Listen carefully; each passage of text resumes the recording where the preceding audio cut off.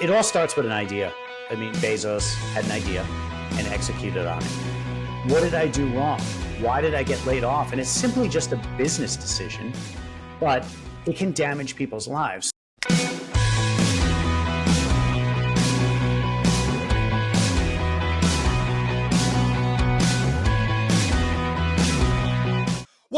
Welcome to this episode of the How to Get a Job podcast. Super excited for today's guest. I have Chris Morga with me today. He is the founder of Business Scope Coaching Solution. He's a certified professional career coach and a former Forbes Coaching Council member. And we're going to talk about how you can build your own career.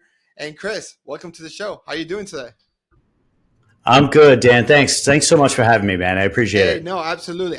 I'm super excited to talk to you more and to even talk about this particular topic about, building your own career, creating your own job if you have to, like thinking outside the box and not having to follow just what the mainstream media says, go to college, go to corporate America and retire there. So Chris, why are you so passionate about this topic?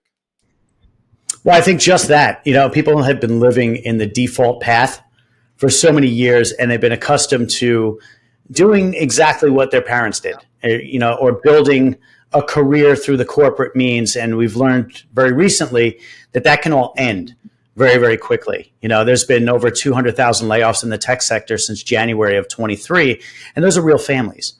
That's a major impact if that's your singular area of revenue. So, we're starting to see that, and a partner of mine and I are looking into showing people how to build their own careers, through alternative methods, or we call it the alternative career. Tell me more about that. Like, what do you mean? Like, if I'm listening to that, I'm like, hey, I don't understand what that means. What do you mean by alternative careers, alternative methods? So the alternative career is something that's all out off the beaten path, right? It's not necessarily, like you said, going to college, go get a job, stay at the 25 years at that job, collect your gold watch, and go play golf somewhere.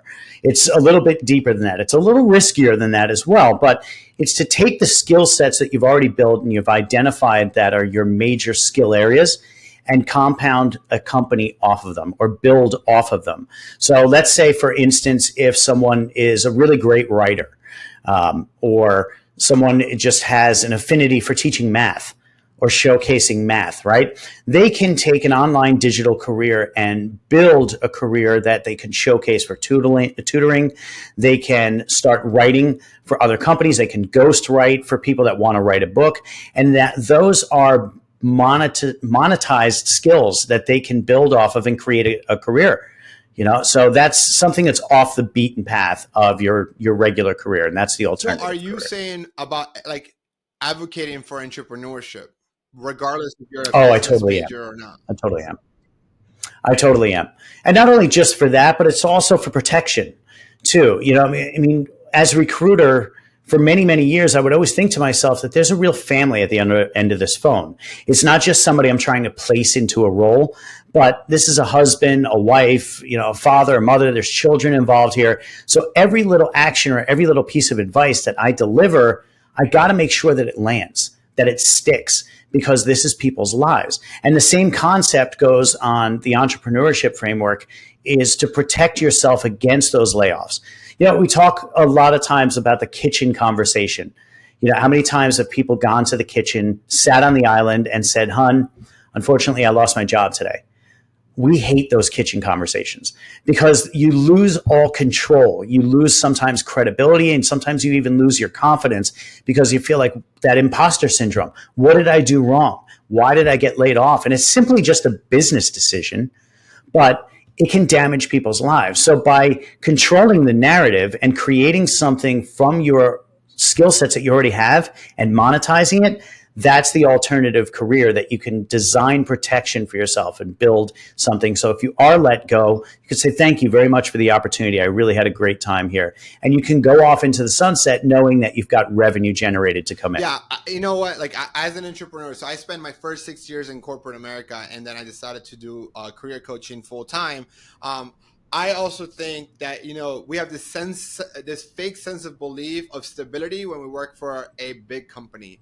And I was at PepsiCo for 6 years, and there was 3 rounds of layoffs during those times. So every 2 years, you can bet it's like a clock. They were going to do some sort of reorg, and people were laid off because they were trying to increase their profits, right? And you have to understand that every Yeah. company, especially if it's a publicly traded company, has a one main goal in mind, and that's to make their investors happy, right? Their shareholders happy. And there's only one way to affect the number that they care about, which is profit, and that is increasing sales or decreasing costs, right?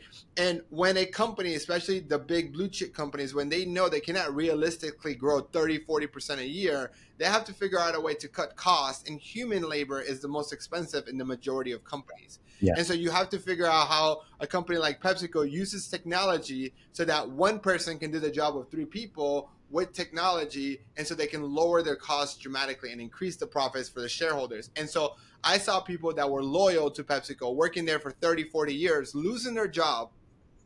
I'm taking on their job. And because I kind of been in earlier in their career, they were making double what I was making doing the same job. So PepsiCo was saving money. And so I would actually want to Yeah. say that entrepreneurship is not as risky as corporate America, right? And you have actually more control Good point. on the success or failure of your future when it's your business versus relying on a decision that is made 3, 4, 5 levels ahead of you, that is generally not even made by the company itself. Is they hire a consultant like McKinsey or Boston Consulting that comes in and says, here's who you need to let go. And then Hmm. that way those executives can actually sleep at night because they're like, I didn't let go of those people. The consultant told me to do it. And so I love what you're sharing here. Yeah, that's interesting you say that too, because look at even the HR area or the recruitment area taken a major hit lately. And because of exactly what you just said, it's not a revenue generating position. So to be able to cut costs, oftentimes HR and recruiting are usually the first ones to go. So for all my fellow recruiters out there, this is something that really helps you to design where when you're hit off, without even knowing it or knowing it's coming, you can control that narrative and be able to build something of Yeah, your own. absolutely. And one thing I was actually thinking a lot about is like, to me, the earlier you can start doing this, and I'm not saying, I don't know what you're saying, Chris, but for me, like, I don't necessarily say you need to quit your job today and try to figure out it. I think you can start doing it at the same time, and start building your business at the same time, mitigating the risk both on the business entrepreneurship side and your career. And if for some reason you get laid off, you have a backup plan. Or for some reason your business does really well, and your side hustle or your side projects or your side business is now bringing you more income or same income as your corporate job, you can then make the jump because you have the income that you can pay your bills. Yeah. And also think about it the other way too. You can pivot at any time. I mean, that's one of the great things about owning your own business is that it can change. 2014, when I started in Visiscope, it was a web design company. I mean, I was talking to people and building their websites for entrepreneurs. And it wasn't until about 2018 that it shifted over into career coaching. That's when I got my certification. I was in recruiting for a few years. And I started to realize the one thing that I was really good at, which I know it sounds a little arrogant, sorry, but if I got an interview, I got the job. It was that easy for me. It was just very, very easy to understand what the value add from a business perspective is and my position involved in that.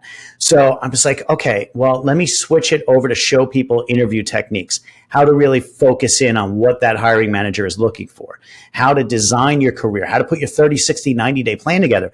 And in 2018, what was now this web design company kind of morphed into career coaching and then private recruiting. And it was interesting because my customer base shaped my business for me. And for anybody out there that's starting their business, that's one thing you got to lean into is that your customers will tell you exactly what they need from you based on your skills and your strengths, and your business will start to morph in. So pivoting at any time in your journey to build your own business is Yeah. necessary in a lot of And I ways. would say, like, you don't have to have 100 years of experience, 20 years of experience to do this. In fact, like, I actually think like the longer you are in corporate America, I think the harder it becomes to make the jump, and it's because of the golden handcuffs, right? The high, like, if you know, it's part of human behavior. We're going to generally spend about the same income that we come in. So as we grow in our career and we start, acquiring a mortgage, acquiring an expensive car payment, acquiring a certain lifestyle that we're used to, that makes it that much higher to replace that income. And so the longer you are and the more you're earning in corporate America, the more of this whole golden handcuffs that you have, and it feels like it's harder for you to take that jump or that leap to be able to replace that income. The American dream, right? A house, a picket fence, couple kids, couple cars. That's the American dream, and it used to be the way we created wealth. And I don't think necessarily it's a positive wealth driver anymore. I think owning something of your own where you're gaining profits, you're reinvesting a portfolio. Look, I'm not a financial advisor, but the older I've gotten, the more I've started to realize that creating wealth is more through diversity. And then your business that you build on your own is giving you just that. We talk about, I think on our last call, we talked about how companies require you to post on social media. Now, every company wants you to be an ambassador of the organization on LinkedIn, and they really want you to focus on, building the brand on LinkedIn and attaching yourself to that brand. And I don't think there's anything wrong with that. And I don't necessarily think it's a control move. But what I do think is, if you venture back to the 80s and the 90s or even the 70s, there were so many single parents out there that had multiple jobs, right? So now with the advent of social media and being on LinkedIn, when a company is going, well, why are you putting anything up there about this company or your own company? And you can get written up for that. You can get into some trouble for that, but it's not necessarily something that you should shy away from. You should still command your own presence on social media. But why are we not able to really position or push that extra job now versus 70s, 80s, and 90s when multiple jobs were had by people? Because you have to build or pay the bills, the mortgage, or live the American dream life, like you were saying before. So that's kind of one of the questions I get asked a lot is, but my company is going to see what I'm doing on LinkedIn and I'm going to get fired.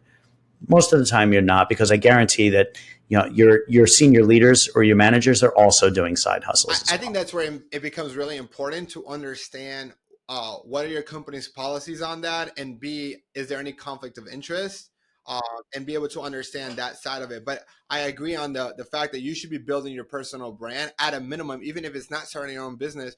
Build your personal brand, because that is going to recession proof your career. Like the ability to be known as the X person, right? As the cloud computing guy, as the AI guy, as the recruiter for marketing and sales companies, right? Is going to allow you to never have to apply for a job ever again, because odds are companies will reach out to you, recruiters will reach out to you about other roles, and it'll give you this actually better job outlook in the future. And I believe that everyone should be building out their personal brand, whether that is LinkedIn, which if you're in a more professional setting, you should be doing that, or Instagram or TikTok or YouTube or podcasting, whatever that is. It's going to help you ultimately build the credibility, right? I do think that your LinkedIn will become the resume of the future. How many times have you seen a job description where it asks for an entrepreneurial spirit? You see it a lot, yeah.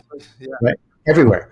But it's a catch-22, because by building your own business, you have that entrepreneurial spirit. You're learning how to own a P&L. You're learning how to handle marketing and how to see A/B test and see what works. But then if you go into the opportunity, sometimes they're like, all right, too entrepreneurial. 100%. So look, hey, Chris, you sold me. I want to start my business. I want to be able to have options in the future, but I don't know where to start. That's where everybody is. I was there myself too. It all starts with an idea. Bezos had an idea and executed on it. Zuckerberg had an idea, executed on it. Jobs had an idea and executed on it.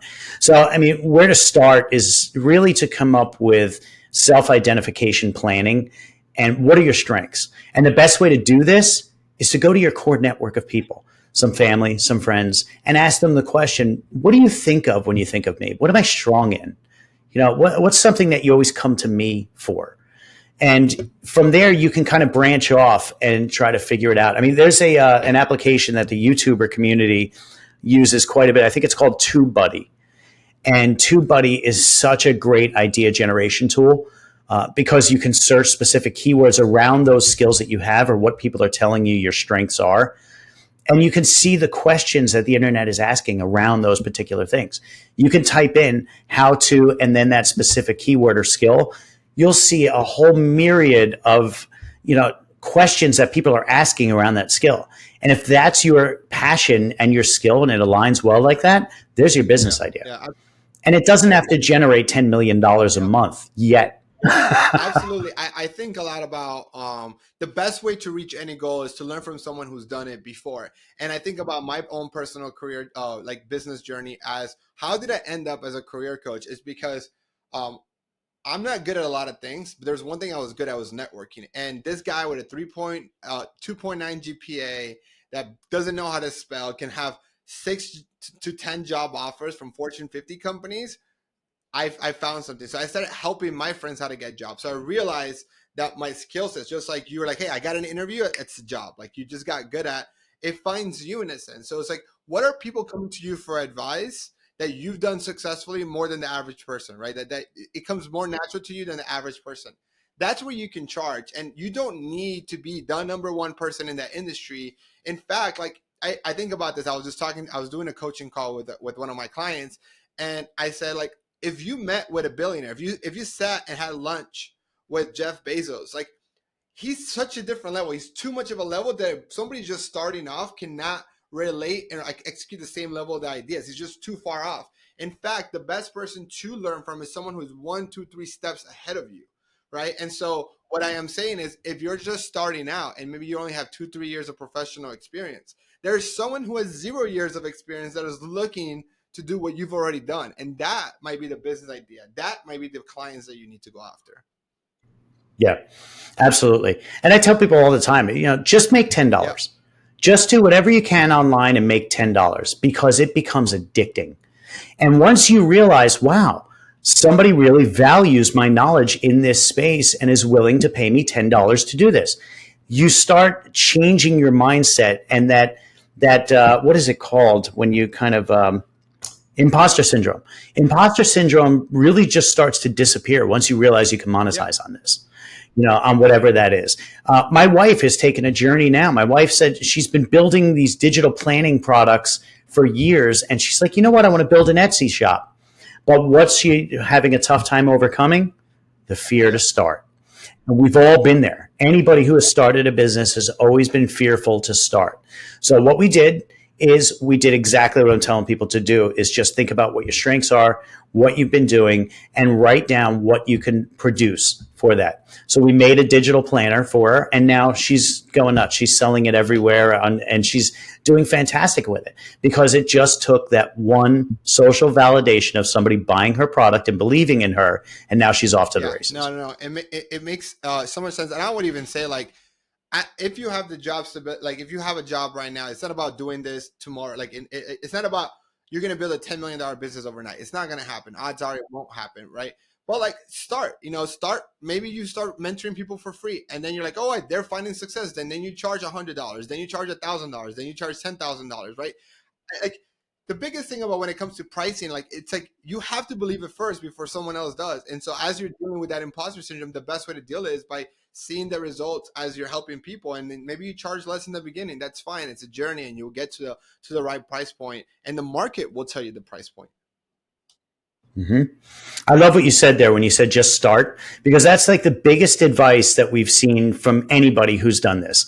Just start. It's going to be an iterative process. You're not going to be perfect right off the bat. You're not going to have a beautifully designed website off the bat. You're not going to have perfect delivery and distribution of all your products off the bat. Your business should be iterative. It should be dynamic. It should grow with you and enter into the different stages of ownership as you do. And that's what really starts to build upon that. And again, your customers will shape the quality of your business. They'll tell you if there's something else they need. So always test and always ask, excuse me, your customer base, hey, was there anything that I could have done a little bit differently that you would have expected in this? And then you add that. In marketing, it's all about A/B testing. They'll try 15 different versions of an email drip campaign until one of the analytics hits, and they say, "Okay, well, this is what people was interested in," and you double down on that because that's what people are asking you for, and those are your No, customers. no, Same concept of small business versus I enterprise. love it. Same concept. So, hey, Chris, we talked a lot about why we should do this. We talked about how about getting started. Now, I'm listening to this podcast and I'm saying, hey, like this sounds great, but I need some mentorship. If somebody wanted to learn more about you and how to work with you, how can they get a hold of you? What's the next step that you want them to take?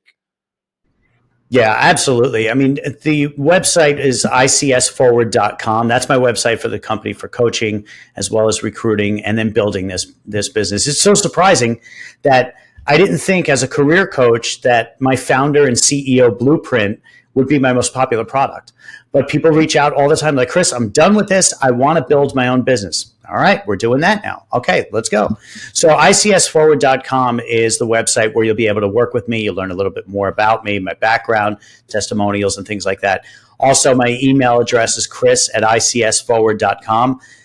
I'm public to everything because I want people to realize that they can reach out to me. I am approachable. Sometimes I'm a little bit tough. I'm ex-military, so I will put you to the ringers and keep you accountable, but it's for your own good. And then on LinkedIn, you can reach me. I spend a lot of time on LinkedIn. It really is my favorite platform just because people are always thinking so creatively and it's got that business connotation to it, and I just love it. It's my favorite platform by far. It is my favorite platform as well, and I'm going to put all the links that you mentioned from your email to your website to your LinkedIn on the show notes so that people can definitely connect with you. So, Chris, hey, thank you so much for joining us in today's conversation, and for everybody listening, catch you guys later.